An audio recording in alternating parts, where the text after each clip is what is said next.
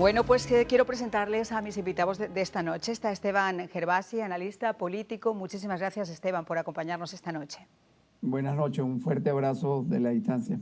Y nos acompaña también Enrique Salas Romero, exgobernador de Carabobo, candidato presidencial, economista, graduado en la Universidad de Yale. Ayer tuve la oportunidad de estar escuchando una de sus intervenciones y realmente me pareció que era digna de compartirse, sobre todo en este contexto. Muchísimas gracias también, señor Salas, por acompañarnos. Bueno, gracias por esta sorpresiva invitación. Muy grato conocerte ayer y bueno.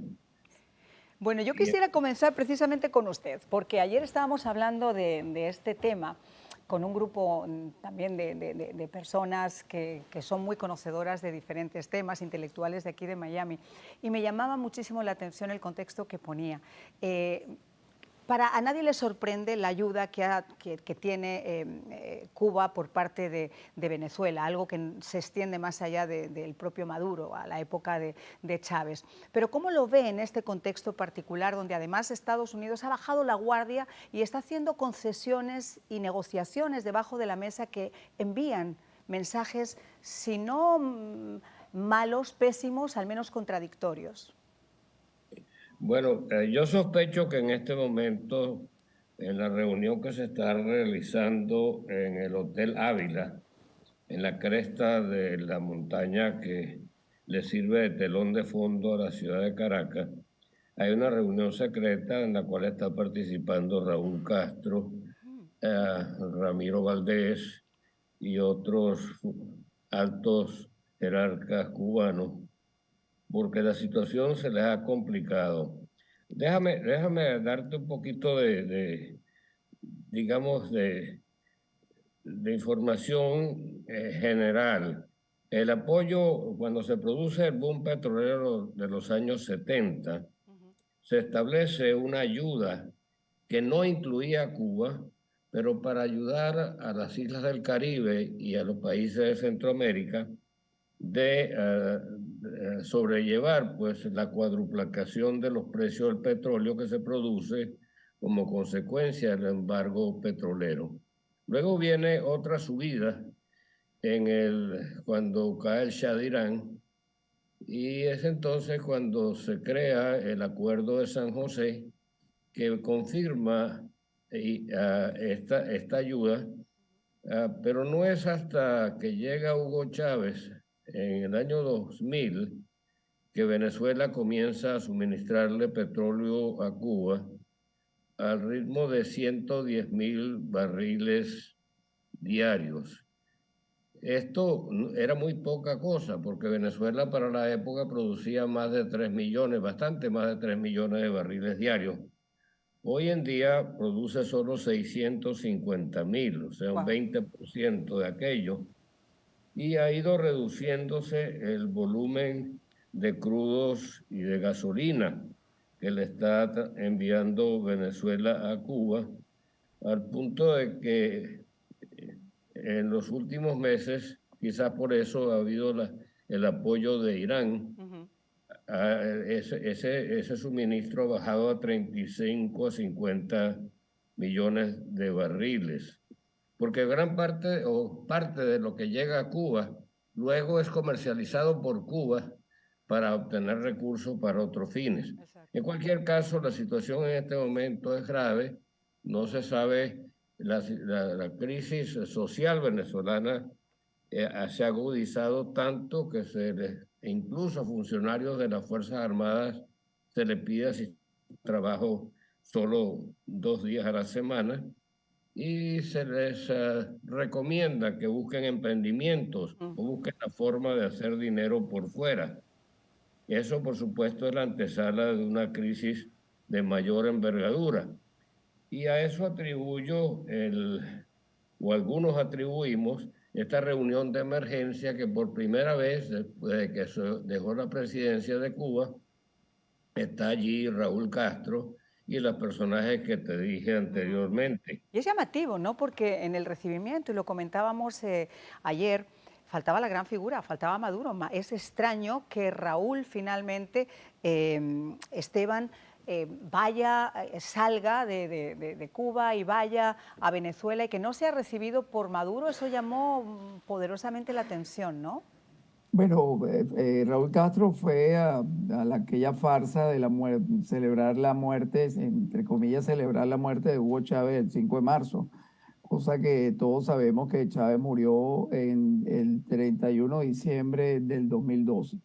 Ahí lo que hay, aquí hay que agregar a lo que ha planteado muy bien el doctor Sala, es la parte la estratégica que tiene Rusia sobre el hemisferio americano. Claro. Esto no lo podemos obviar porque si vamos a los archivos a principio de este año, Nikolai Patrushev, que es el secretario del Consejo de Seguridad de Rusia, que es un ex agente de alto nivel de la KGB, estuvo reunido varios días en Venezuela.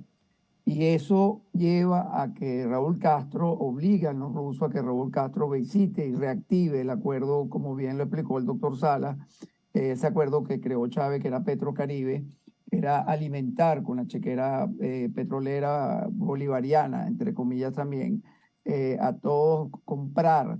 Acuérdense que cuando llegó Insulza, que era el secretario general que estaba ahí, en la OEA, Chávez controlaba absolutamente la OEA y otros organismos internacionales porque compraba los votos de toda esta gente.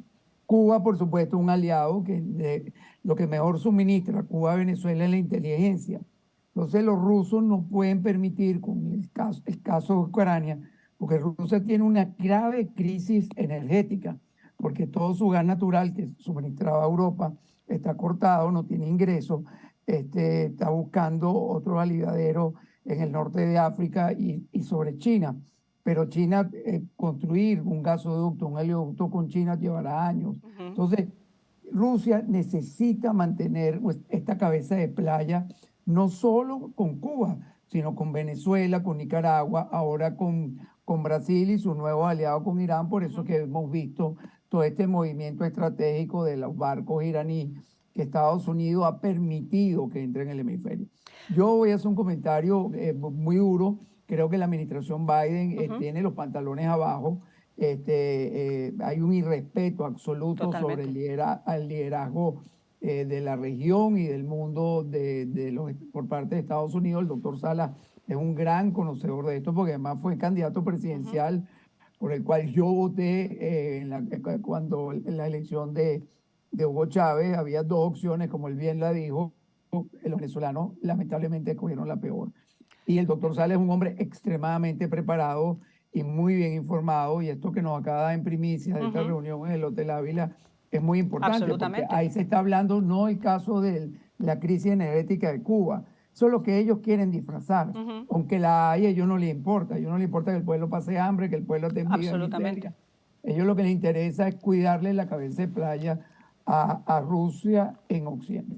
Estoy totalmente de acuerdo y fíjate que ese es un tema que quiero comentar después, que es la injerencia, o bueno, ni siquiera se puede hablar de injerencia, porque llevan tantos años haciéndolo, pese a que nosotros hemos dejado que eso ocurriera.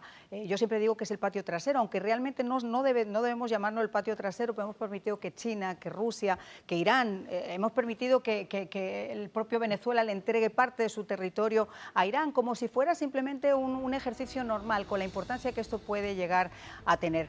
Bueno, Enrique, lo que estaba comentando Esteban, yo estoy bastante de acuerdo. Tristemente hemos visto en estos meses pasados cómo esta administración, y yo lo decía, no sé si existe mala intención o existe mala información o existe malos asesores, pero ha tomado la decisión de negociar con los bullies, de negociar con las personas que hasta cierto punto eran considerados enemigos de los Estados Unidos, personas perseguidas por las agencias de inteligencia de este país. Se han liberado a detenidos que había costado años a las agencias federales poder meterlos en una cárcel de aquí de Estados Unidos, y esos mensajes, que es lo que yo comentaba, envían valga la redundancia, un mensaje todavía peor al resto de los dictadores de América Latina y le ponen a Estados Unidos en una posición de franca deficiencia frente a ellos. Enrique, ¿cuál es tu opinión de lo que estaba diciendo Esteban y de la reflexión que yo hago?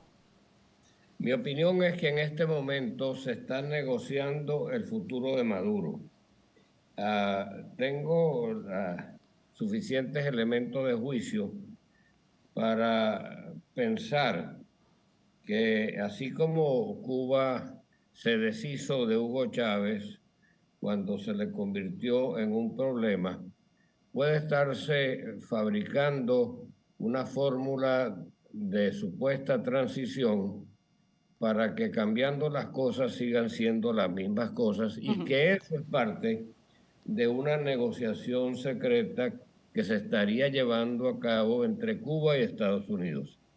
El hecho de que se realice en Venezuela la reunión es, digamos, un elemento que nos lleva a mirar en dirección a Venezuela, pero creo que realmente lo que se está negociando en un momento en que Venezuela no tiene forma alguna de hacerle frente a la situación económica y Cuba está en una situación similar, es encontrar una fórmula que permita dar un paso que simule un cambio de conducción y que facilite entendimientos adicionales con la administración de los Estados Unidos.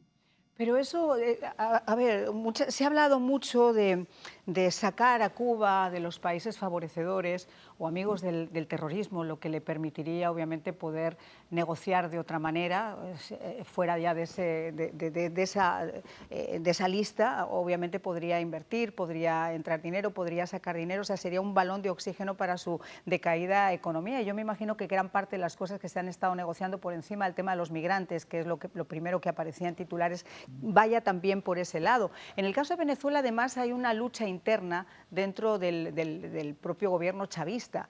Yo me imagino que tanto una facción como la otra, la única diferencia es que, y perdónenme que sea tan honesta, a diferencia de la oposición venezolana, que siempre está desunida, en el caso de los malandros siempre están unidos cuando se los necesita, a pesar de que se hagan la pastilla cuando están separados. ¿Cuál es tu opinión, Esteban? Bueno, estoy de acuerdo contigo, la oposición venezolana realmente ha sido, bueno, Chávez la construyó a su medida, la verdadera oposición muere con la salida del doctor Salas de Venezuela, lo demás Chávez la construyó y la penetró totalmente y eso lo hemos visto a través de 23 años. Ahora, yo quiero agregar algo de lo que dice el doctor Salas. ¿Aló, Esteban? Bueno, parece que hemos perdido momentáneamente la señal. Mientras la recuperan, quiero pasar entonces con Enrique. No sé si quieres hacer alguna aportación más de lo que estaba diciendo Esteban, porque sabemos que estamos además en el contexto de unas elecciones y la gente ha perdido la fe, Enrique. El problema aquí es que se pierde un poco la esperanza. Dices, ¿qué va a cambiar?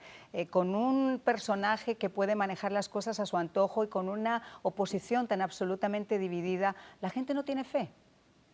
El camino que marcó Estados Unidos fue de llevar al país a unas elecciones en el año 2024 y estas elecciones serían precedidas por unas primarias.